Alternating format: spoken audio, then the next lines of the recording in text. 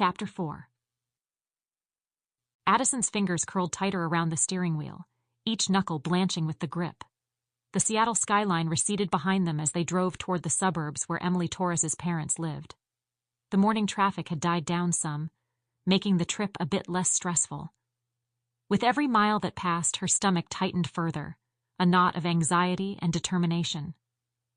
Javier sat beside her, his gaze fixed on the streets ahead. His silence was a solid thing, a companion to her own troubled thoughts. They often made these rides in silence. Javier was not the sort to entertain small talk when trying to sort out the pieces of a case. He preferred quiet. He didn't exactly thrive in thinking out loud, tossing out theories verbally to see what might stick. As noon crept toward them, the chill of the air did little to prepare Addison for the cold grip of sorrow that awaited them at the home of Vitor and Mia Torres, Emily's parents. She and Javier walked up the sidewalk, still in silence as they made their way to the porch steps. As they approached the front door, Javier took a two-step lead, a small gesture that Addison appreciated. He knew how much she hated this part of the job, but at the same time she also knew that Javier could oftentimes be a little protective of her, something she both cherished and bucked up against from time to time. The porch was cute and tidy, a perfect fit to the attractive, unassuming house. Javier knocked on the screen door and they heard approaching footsteps on the other side right away. Seconds later, a young woman answered the door, a young woman who looked to be Emily's age. "Hello," she said. "Can I help you?" Javier showed his badge and ID. "Agents Esposito and Shine, FBI. We were hoping to speak with Mr. and Mrs. Torres." The girl nodded sadly and opened the door wider. "You can come on in, but they aren't in any A gut-wrenching sob came from upstairs, spilling down the stairs in an avalanche of grief. The young woman grimaced and said, "It's been like for the last hour. Constantly. A cop called and asked if I could come help them out." "I see," Addison said. "And who are you?" "Oh, I'm sorry. My name is Heather Talbot. I was roommates with Emily." "And why did the cops call you?" Heather shrugged. "Emily was an only child, and the Torres family doesn't have other family around here. I would come over here every now and then for family dinners with them." She stopped for a moment, wrestling with her own grief, and added, "I'd gotten very close with them." "Well, Heather," Javier said, "would you mind if we asked you some questions? Just some standard things to help us get to the bottom of what happened to Emily." Heather offered a nod, more a reflex than an assent, and stepped aside to let them into the house. Her eyes were red-rimmed, the strain of forced composure etched onto her face. "Come on in here to the sitting room," Heather said. She led them through a hallway adorned with family photographs that told stories of happier times. Emily's graduation, a family vacation, a candid shot of laughter, all now relics of a life stolen too soon. They arrived at a modest room that looked as if it could not decide if it wanted to be a library or a more formal den. As they entered, more sounds of raw mourning filtered down from the second floor. The room was neat, orderly, a testament to a household once untouched by tragedy. Heather closed the door behind them with care, muffling the sobs of Emily's parents. "Please, sit." She gestured toward two armchairs that faced a modest desk. The chairs were stiff, the upholstery worn from years of use. Javier took a seat, his posture alert, while Addison perched on the edge of the other. She already had the Notes app on her phone opened, ready to take down pertinent details. Heather sat opposite them, her fingers laced tightly in her lap, as if holding herself together by sheer willpower. "Thank you, Heather. We'll try to make this quick," Addison said, her tone gentle but firm. "It's fine. Just ask whatever you need to. First of all, what can you tell me about Emily? What kind of person was she?" Heather's eyes flicked up, meeting Addison's gaze. She took a deep breath before speaking. "Emily, she was vibrant, full of life, you know? Empathetic. She was a social worker, which is weird because if you talk to her for about 5 minutes, she doesn't seem to fit that career. But God, she loved kids. She was dedicated. Always went the extra mile for the kids." A faint smile touched Heather's lips, a glimmer of warmth in the chilled atmosphere as she recalled her friend. Did she have any particular interests or hobbies? Addison continued, her tone soft but probing. Art, Heather replied, a note of fondness creeping into her voice. She loved to paint, but even she would tell you that she wasn't very good at it. It helped her unwind after tough days at work, some wine and painting to a tutorial on YouTube. She was a big reader, too, mostly those trashy Harlequin romance things. Was she seeing anyone romantically? Javier asked. Someone who might know her routines, her fears? No, not recently, Heather said, shaking her head slowly. She was focused on getting ahead at work. She'd only had the job for a year and a half or so.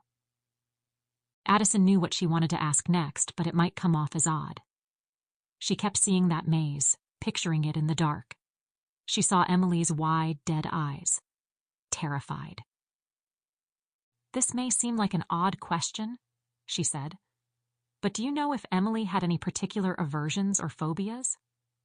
Heather scrunched her face a bit as she processed the question.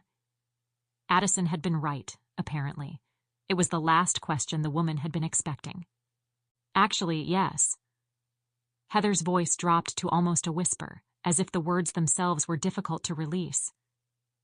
Emily was claustrophobic, like really bad about it. We live on the 4th floor of our apartment building, and there were some days when she wouldn't even take the elevator. It could be crippling for her. She'd avoid city buses or trains during rush hour, anything too confined. Places with large crowds, too, like concerts or packed theaters on opening weekend. Those were out of the question. She stopped for a moment and then, as if suddenly remembering, she added, "Oh," and she had this fear of the dark. She was really embarrassed about it. She said she'd had it since childhood. She always slept with a nightlight. Lots of people are scared of the dark, Javier pointed out. Was it more than that with Emily? Was it something deeper, like an actual phobia? I'm not sure it would be diagnosable, Heather said. But I do know it was more than just discomfort. Like she'd freak out if the power went out. And she had this habit of reaching around corners to turn the lights on before she entered a dark room. Addison's instincts perked up. The maze would certainly stir up claustrophobia in someone like Emily. And if it was also pitch black down there as she expected, it would have been Emily Torres's own personal hell. Heather, Javier said, leaning slightly forward. Had Emily mentioned anything unusual happening to her recently? Any arguments or someone making her feel uncomfortable? Maybe someone at work? Heather's slender fingers twisted a strand of her hair, a nervous tell that didn't escape Addison's observation. She hesitated, and then her posture stiffened with resolve. There were these messages, she confessed, voice quivering like a taut string. Messages? Javier echoed. On her car, under the windshield wipers. They started showing up a few weeks ago. Heather's eyes darted between the two agents. Can you describe them? Addison asked. Odd notes. Some were cryptic, talking about watching her. Others were, well, they had a sexual undertone. A flush of anger colored Heather's cheeks. Did she keep any of these messages? Javier asked. Emily threw most of them away. She didn't want to give them power over her. Regret laced Heather's words, a wish for foresight none of them could claim. I mean, she was a good-looking woman, you know, and... Again, she stopped to swallow down tears. Catcalls and crude comments weren't anything new to her. Did she seem genuinely frightened by these messages? I don't know. I don't think so. I mean, they were just creepy. I guess in a time when 1 in 4 women receive unsolicited dick pics, creepy letters don't seem so bad. Did she have any idea who might have been behind the notes? Addison asked. We always figured it was this construction worker. Heather started slowly, as if dredging up the image was distasteful. Some asshole named Carter. He gave us the creeps. He worked on the new apartment building they put up next to ours. Did either of you ever interact with him? No, but he was always leering at us when we walked by and not even remotely trying to hide it. Just... Heather shuddered visibly. A real creep. And it wasn't just the messages. Carter. He'd shout things at us, too. Whenever we'd come or go from our building, there was always a comment or a whistle. She wrapped her arms around herself, as if warding off the memory of his voice. You never reported him? Javier asked.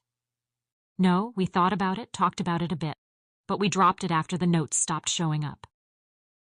How long ago has it been since Emily got the last note? Heather considered it for a moment before finally answering. Maybe 2 weeks? Thank you, Heather, Addison said. You've been incredibly brave today, and it's great what you're doing to help Emily's parents. Oh, I'm sure I'll crumple up too once they're better. Emily really didn't deserve this.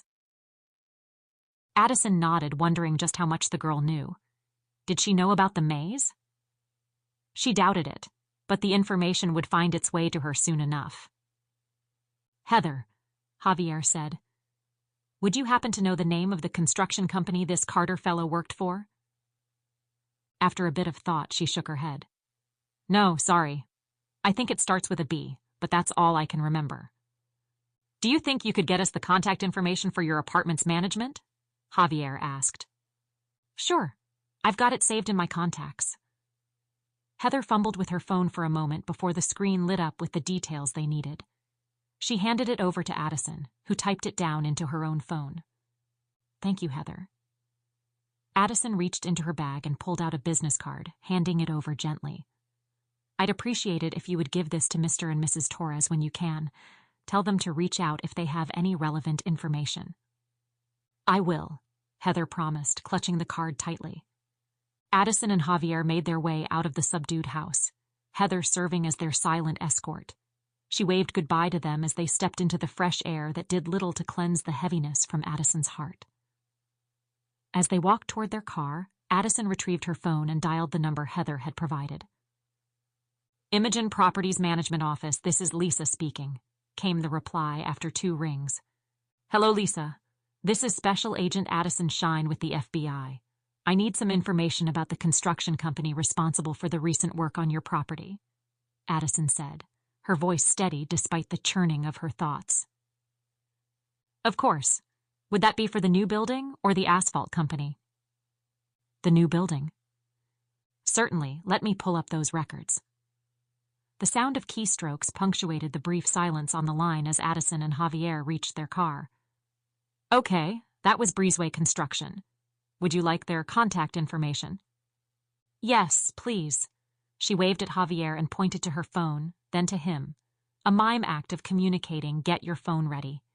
He did so and started typing in the number as she recited it out loud to him. Addison thanked Lisa and then watched as Javier placed the call to Breezeway Construction. It was one of the many seamless transactions of information between them, all without words, that made Addison aware of what a good duo they'd become. Leaning against the hood of the car, Addison watched Javier wait patiently for the phone to start ringing. His eyes were narrowed in concentration as he spoke into the phone, and she found herself momentarily distracted by the way his jaw tensed when he was focused. Hi, yes, this is Detective Javier Esposito with the FBI, he said, his voice carrying that authoritative tone that effortlessly commanded attention. We're looking into a matter that requires some information about your employees. Yes, okay, yes. Yes, I can give you my badge number. He did, and Addison's gaze lingered on him, noting the subtle shift in his posture as he listened to the person on the other end of the line. She admired the way he balanced firmness with courtesy, a skill honed from years in the field. It was in moments like these that a familiar warmth brushed her thoughts, reminding her of the depth of respect and the unacknowledged undercurrent of affection she harbored for him. Oddly, though, it also made her think of Logan. Not that she felt guilt for looking at another man in such a way, but because that feeling of warmth would, she supposed, always be linked with Logan. How are you even fawning over this man after what you've seen and heard this morning? She asked herself. Specifically an individual named Carter, Javier continued. Yes, that's right. If you could provide us with any details regarding his employment or recent activities, it would be greatly appreciated. A breeze whipped past, carrying the vague scent from the nearby sea, but the freshness did little to alleviate the tension that hung around them like a dense fog. Addison crossed her arms, partly for warmth, partly to contain the fluttering in her stomach that had nothing to do with the chill. "Thank you," Javier said after another minute or so. "All we know is that the first name is Carter, and he was working with a crew for Imogen Properties for a while recently." "Yes.